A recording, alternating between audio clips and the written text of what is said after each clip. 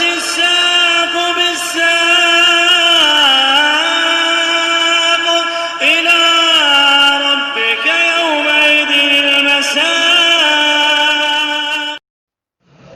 Bismillahirrahmanirrahim. Alhamdulillahilladzi arsala rasulahu bil huda wa dinil haq liyudhhirahu 'alad dini kullihi wa kafaa billahi shahida.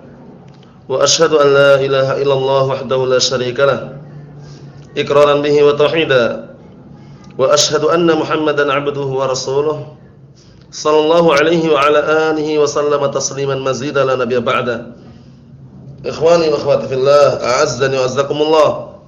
Kita lanjutkan bacaan kita terhadap syarah Kitab Tauhid yang disyarah oleh Syekh Abdul Aziz Ibnu Abdullah Ibnu Baz rahmatullahi alaih. Sekarang kita masih berada pada penjelasan mengenai ucapan Rasulullah SAW, sabaqaka biha Ukasyah, yaitu ketika ada orang yang meminta untuk yang kedua kalinya kepada Rasulullah, ya Rasulullah, berdoalah kepada Allah agar kami atau aku termasuk mereka, termasuk orang yang masuk surga tanpa hisab, tanpa adab. Kemudian Rasulullah mengatakan, sabaqaka biha Ukasyah, Ukasyah telah mendahulimu. Di sini kata beliau Syekh Abdul Aziz Ibn Abdullah Ibn Baz rahmatullahi alaih, qala ahlul ilmi, berkata ahlul ilm, fi hadha isti'malul ma'arid. Di sini Rasulullah SAW menggunakan ma'arid. Ma'arid itu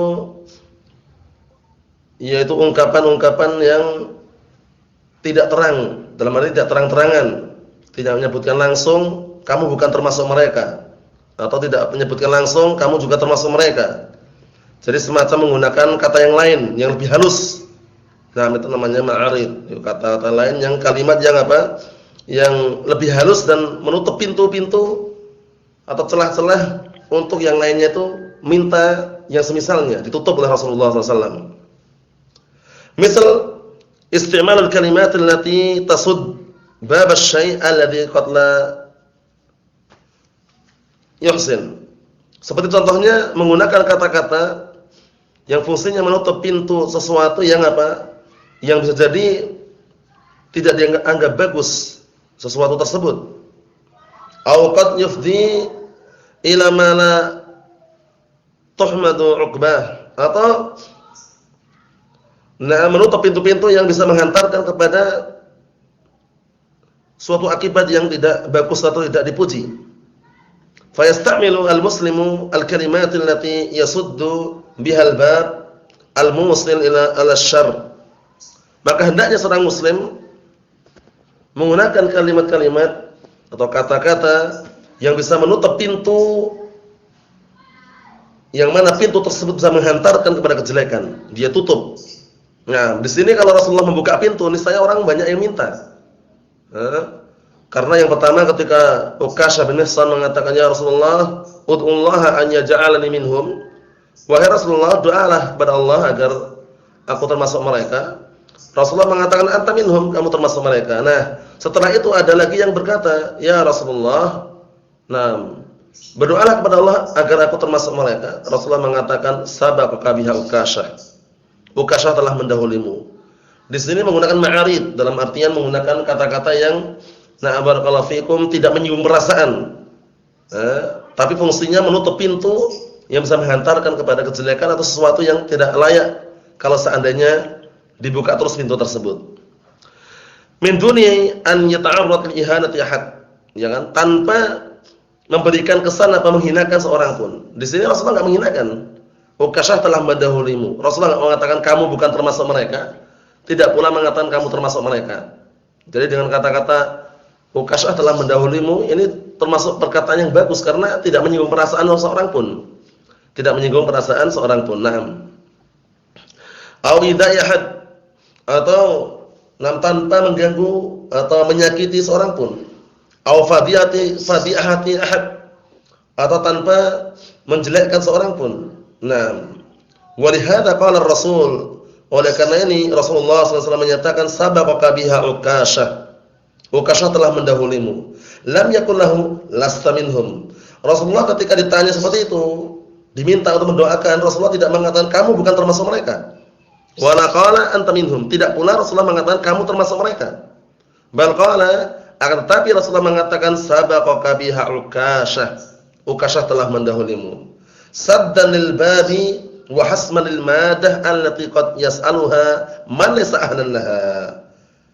Hal ini tujuannya apa Rasulullah mengatakan sabaqaka biha Ukashah? Tujuannya saddan lil bab, untuk menutup pintu-pintu, wa hasman untuk menambal, lil madah untuk menambal bahan, allati qad yas'aluha bisa jadi nanti akan ada lagi timbul orang yang apa? Yang meminta kepadanya man laysa ahlan laha, padahal orang yang tidak layak untuk apa? Mendapatkannya. Nah, barakallahu fikum. Jadi tujuannya Rasulullah mengucapkan sabaqaka biha Ukashah saddan lil bab, menutup pintu, wa hasman lil madah, dan juga menambal sesuatu tujuan yang apa? Yang bisa jadi nanti orang yang bukan ahlinya meminta kepada Rasulullah. Bayangkan itu. Ditutup dengan ucapan sabaqaka biha Ukashah. Sabaqaka biha Ukashah, ucapan yang tidak menyakitkan hati. Wal khulasatu min hadzal hadits, kesimpulannya dari hadis ini barakallahu fikum wa hafizakumullah, fihi ad-dalalatu ala anna al-mustajibina lil anbiya humul qalilun. Di dalam hadis tersebut ada pendalilan bahwasanya orang-orang yang memenuhi dakwahnya para nabi itu sedikit. Wa annal wajiba 'alal mu'min an yuhaqqiqa tauhidahu bittiba'i asy-syar'i. Dan bahwasanya yang wajib atas seorang mukmin adalah merealisasikan atau mewujudkan tauhid dengan cara mengikuti syariat. Wal istiqamah alaih, dan juga istiqamah continue di atasnya. Wal bu'd 'amma haramallahu 'azza wa jalla, dan juga apa? Menjauhi perkara-perkara yang Allah telah haramkan. Wa an yataharra minal asbabi al-mubahah at-thayyibah, dan hendaknya seseorang itu memilih mencari sebab-sebab yang diperbolehkan dan bagus. Allati laisa fiha haja ilan nas kaswal. Intinya sebab-sebab yang diperbolehkan yang bagus, yang tidak apa? Yang tidak membutuhkan lagi untuk minta kepada manusia. Nah, yang sebab-sebab tersebut membuat dia tidak butuh lagi kepada manusia, seperti kasual, seperti minta-minta, walaysa fiha ma yadurruhu. Nah, barakallahu fikum, dan juga menempuh sebab-sebab di dalam berobat sesuatu yang tidak membahayakan dirinya. Kalkai, seperti kai membahayakan. Bal yasta'milul hajatil ukhra wal asbab al-ukhra ma'a thiqatihi billah. Bahkan hendaknya seorang mukmin itu mencari atau menggunakan barakallahu fikum kebutuhan-kebutuhan yang lain dan sebab-sebab yang lain bersamaan dia percaya kepada Allah Subhanahu wa taala. Wal i'timadi 'alaihi wa tawakkuli 'alaihi, dalam keadaan dia menyandarkan diri kepada Allah dan bertawakal kepada Allah Subhanahu wa taala. Waffaqallahu al-jami'. Semoga Allah Taala memberikan taufik kepada seluruhnya. Berarti dengan ini sudah kita selesaikan bab man haqqaqa tauhid dakhala al-jannata bi ghairi hisabin wala 'adzab. Bab barang siapa yang merealisasikan atau mewujudkan tauhid, sungguh dia akan masuk surga tanpa dihisab, tanpa diadzab. Kita lihat al-as'ilah yang ada di sini karena faedahnya sangat besar. Al-as'ilah itu pertanyaan-pertanyaan, as-su'al pertanyaannya.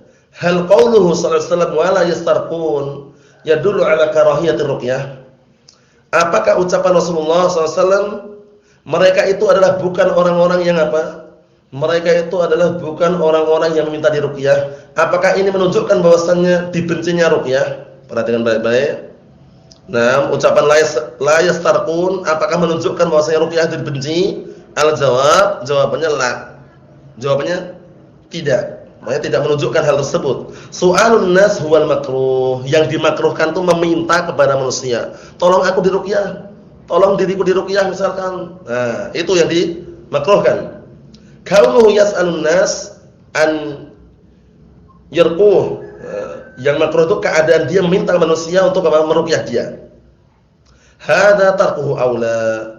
Yang mana meminta seperti ini meninggalkannya itu lebih pantas. Maksudnya jangan minta. Wa amma kaunuhu yurqi nafsahu, adapun kalau seandainya dia meruqyah dirinya sendiri, hadza laisa fihi karaha. Ini enggak ada barakallahu fikum kemakruhan di dalamnya. Kalau dia meruqyah dirinya sendiri enggak masalah. Yang jadi permasalahan itu yang makruh itu dia minta kepada orang lain untuk meruqyah dirinya sendiri. Ya akhi, tolong ana diruqyah ya akhi, ana sakit misalkan.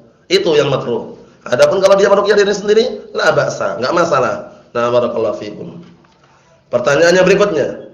As-su'al, halil insani an yas'ala ghairahu an yad'u lahu? Apakah seseorang itu boleh meminta kepada orang lain untuk mendoakan dirinya?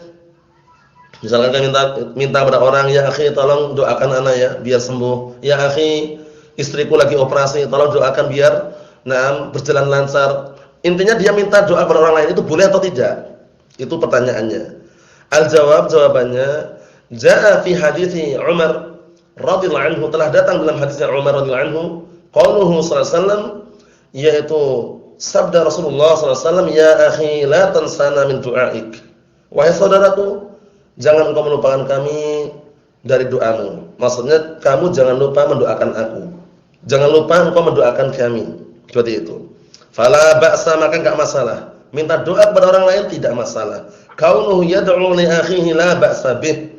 Keadaan dia barakallahu fikum mendoakan untuk saudaranya tidak masalah. Jadi kalau kita minta doa kepada orang lain, orang soleh tentunya, ada orang yang baik, yang istilahnya bisa dikatakan dia orang yang bisa dikatakan takut kepada Allah Subhanahu wa taala, orang alim, orang yang berilmu. Minta kita mendoakan dirinya itu diperbolehkan, tapi jangan sering-sering. Jadi diperbolehkan sini jangan sering-sering. Kenapa? Karena kalau sering-sering minta doa orang lain itu khawatir nanti dia tidak percaya dengan doanya sendiri.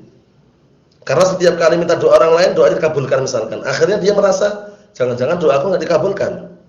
Jangan-jangan kalau anak berdoa sendiri enggak dikabulkan. Akhirnya dia cenderung untuk dikit-dikit minta doa orang lain. Tolong doakan ya akhi, tolong doakan ya akhi. Tolong doakan ya ukhti misalkan. Nah, seperti itu.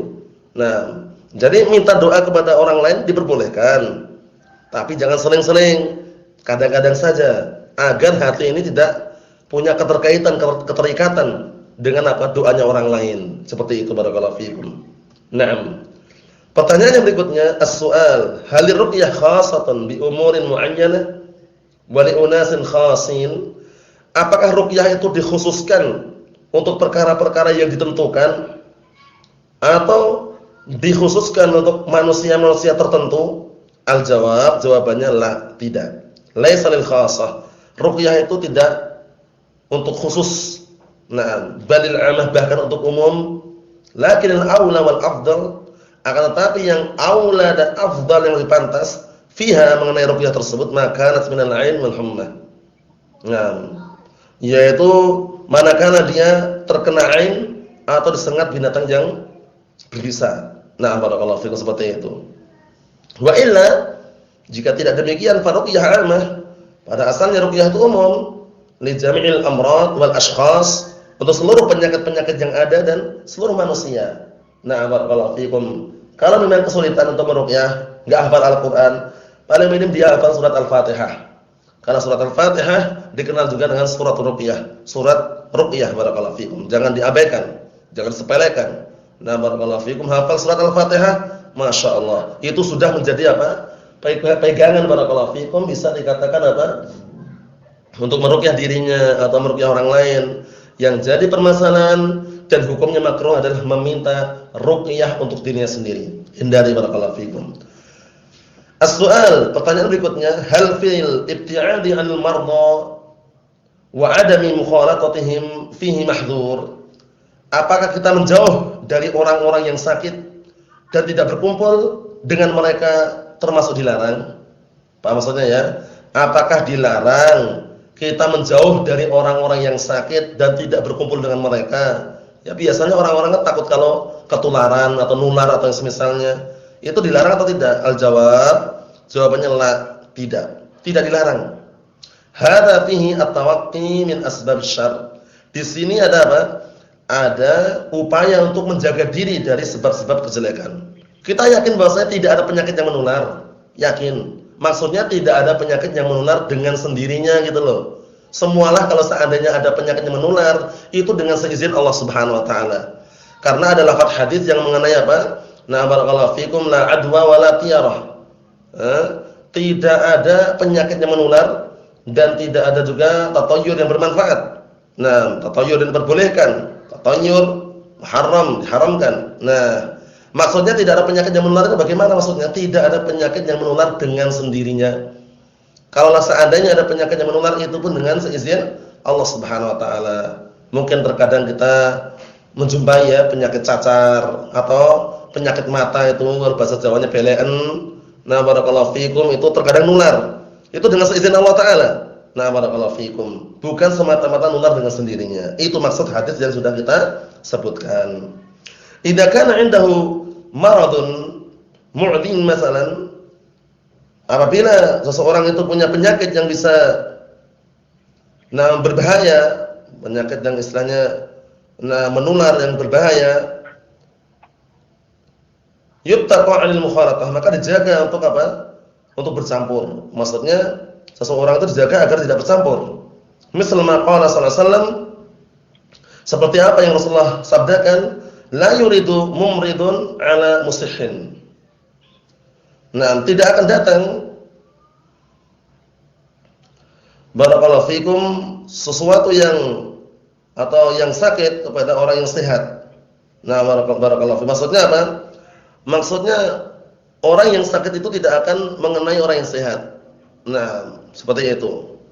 Jadi penyakit-penyakit yang menyakitkan itu tidak akan mengenai orang yang sehat. Ini manakala orang yang sehat itu menjauhkan diri dan menjaga diri. Tapi kalau berkumpul ada kemungkinan besar dengan seizin Allah Taala tertular atau yang semisalnya. Fa idza taqa asbab asy-syarri la ba'sa. Apabila dia menjaga diri dari sebab-sebab kejelekan maka enggak masalah. Wa idza khalatahum thiqatan billah wa i'timadan alaih. Namun apabila dia berkumpul dengan orang yang sakit tadi dalam keadaan percaya kepada Allah dan bersandarkan diri kepada Allah, na barakallahu fikum wa li idhahil iman wasiqa billah fala bas. Dan juga karena jelasnya keimanan dia dan juga percaya pada Allah Taala maka enggak masalah. Cuman kita semuanya tentunya harus berhati-hati barakallahu fikum. Bukan berarti kita pokoknya tawakal Allah sudah. Tawakal sudah. Penyakitnya sudah jelas-jelas penyakit yang menular, terbukti banyak orang yang tertular, dia santai aja, dia pokoknya tawakal Allah misalkan. Tapi kalau dia yakin seyakin-yakinnya ya enggak masalah, enggak ada larangan. Nah, tapi kalau dia misalkan menjaga diri biar tidak tertular misalkan, ya dia enggak masalah barakallahu fikum. Yang penting dia meyakini bahwasanya tidak ada penyakit yang menular dengan sendirinya. Kama akala Nabi sallallahu alaihi wasallam majdhum. Sebagaimana Rasulullah SAW suatu ketika pernah makan bersama orang yang punya penyakit kusta.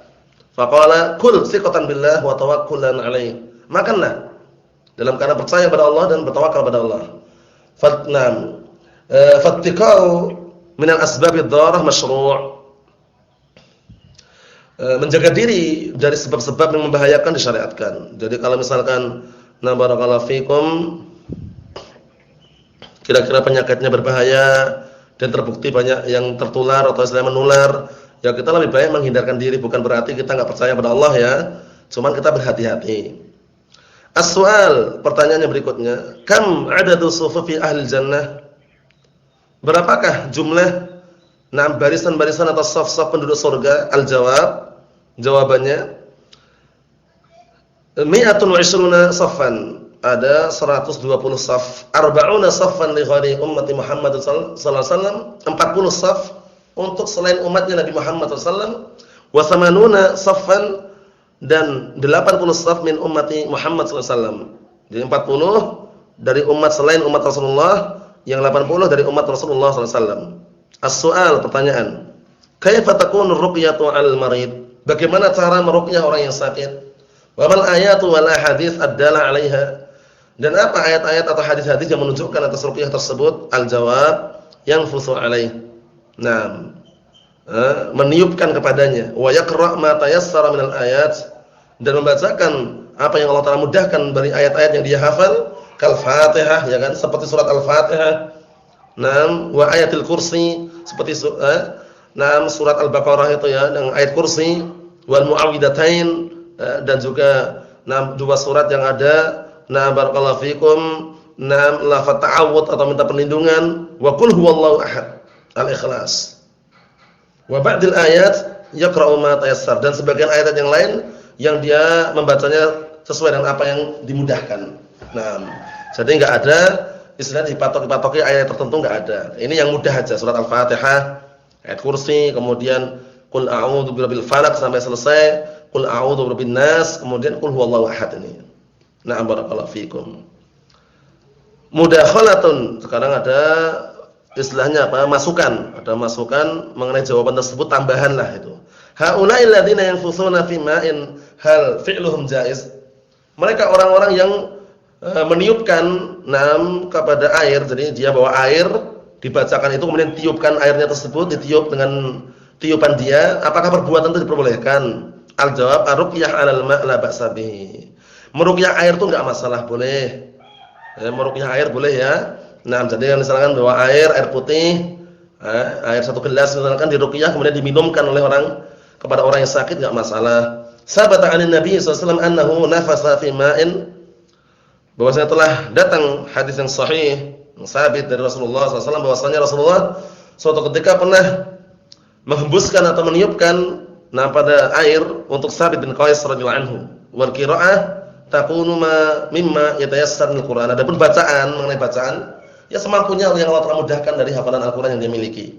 Jadi boleh ya, misalkan dalam 1 gelas, barakallahu fikum, kemudian kita tiupkan atau kita barakallahu fikum ayat tersebut kita tiup, barakallahu fikum, kemudian dibacakan ayat-ayat yang semampunya enggak masalah, barakallahu fikum. Kemudian setelah itu nanti diberikan air tersebut diminumkan kepada 6 orang yang sakit tadi. Tapi enggak perlu baca qomat kamit, mantra atau jimat atau yang enggak dikenal, enggak dipahami bacaannya, enggak tahu baca apa, kemudian qomat kamit orang pada enggak paham. Kemudian ngunyah kelapa itu ya, ngunyah sampai lembut terus semprotkan misalkan. Itu enggak ada dalilnya kalau gitu. Jadi kelapa kadang-kadang seperti itu. Para dukun itu ya, kelapa dikunyah sama dia sampai lembut itu kemudian enggak tahu qomat kamit baca apa, baca mantra, semprotkan kepada orang yang sakit. Nah, seperti ini malah kalau kita perhatikan malah masuk dalam kategori kesyirikan, berbahaya, barakallahu fikum. Cukup dengan apa yang Rasulullah ajarkan. Membawa segelas air minum atau intinya air, kemudian kita tiupkan, kita bacakan ayat-ayat yang Allah telah mudahkan bagi kita, barakallahu fikum, kemudian diminumkan kepada yang sakit. Ini enggak masalah. Di sana ada kitab yang sangat bagus kalau ingin ngecek dan juga tambah faedah, yaitu kitab yang sangat tipis tapi bagus sekali, yaitu Sifatul Ruqyatin Nabi SAW, sifat ruqyahnya Rasulullah SAW yang dikumpulkan oleh Syekhuna Al-Fadil Abdullah Al-Riyani wafaqahullah. Kitabnya sangat bagus, insyaallah sebagian ikhwah sudah punya, yang belum punya, semoga suatu ketika bisa memilikinya dan menyusul, barakallahu fikum. Cukup sekian dulu yang sampaikan, semoga bermanfaat. Subhanakallahumma wa bihamdika asyhadu an la ilaha illa anta astaghfiruka wa atubu ilaik. Walhamdulillahirabbil alamin.